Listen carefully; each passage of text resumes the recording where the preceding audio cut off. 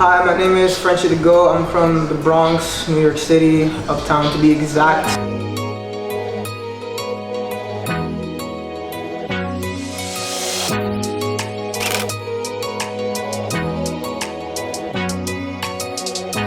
How would you describe your style of music?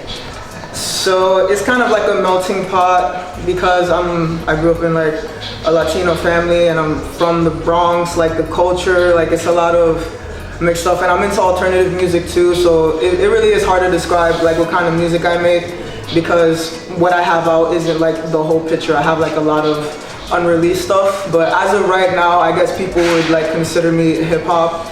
But I do like make a lot of like alternative and like live R&B, a bunch of stuff. I'm just like trying to ease it in to like, you know, the media. What would you say has been the hardest part about your journey in being an artist?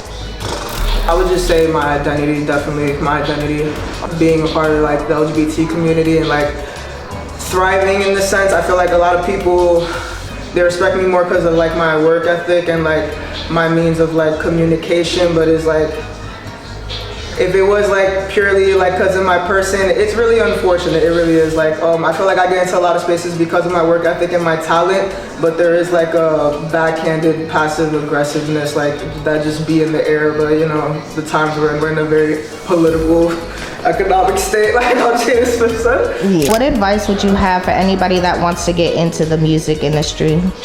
Tunnel vision. You have to have a tunnel vision. Like it's gonna be hard. I mean, you would say that for like anything entrepreneur-wise, but like if it's like entertainment, if it's like arts, you really can't like whether if you're like going through turmoil, like if you're going through obstacles in life, you have to like channel all of it into your art. Like that's what's gonna get you through, and like you have to be. My friend says this. Shout out Jerry. You have to be like delusionally like practical. Your imagination is there for a reason. You can make your fantasies into a reality. Like don't let your thoughts sit in your head. You have to be assertive about stuff. What type of legacy would you say that you want to leave, or what type of mark and for people to remember you as?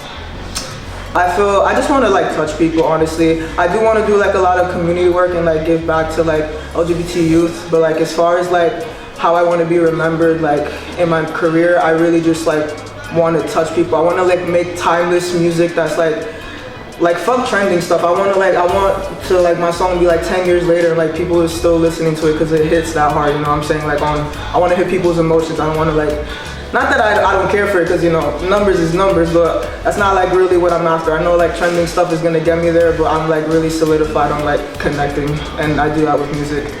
How do you feel about the music industry in general, including the new AI technology?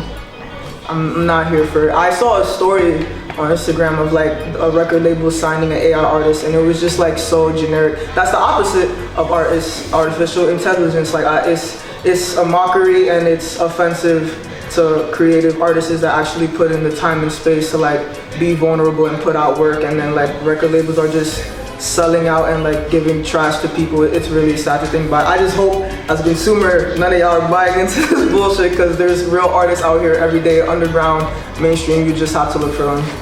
And then do you feel that staying independent is the way to go? Do you feel like people should sign, or how do you feel about it?